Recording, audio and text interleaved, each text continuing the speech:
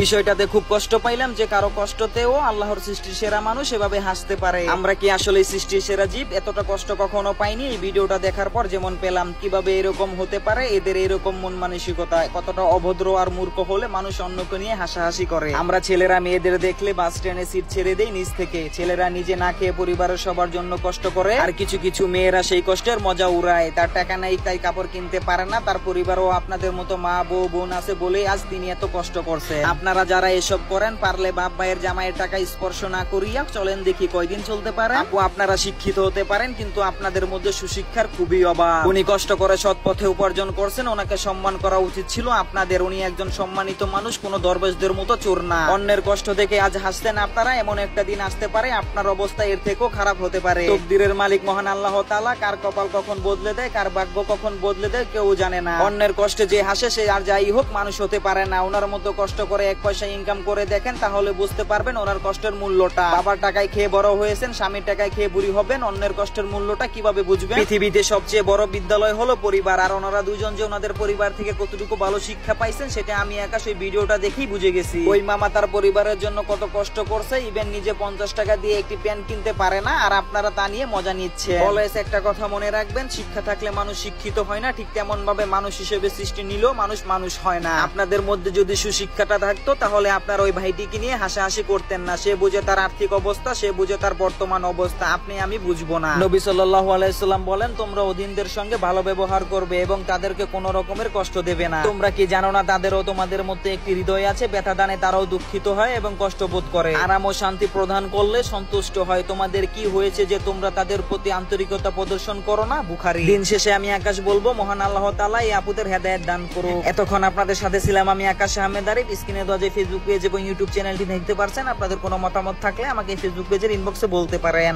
সবাই ভালো থাকবেন, সুস্থ থাকবেন, আল্লাহ হাফেজ।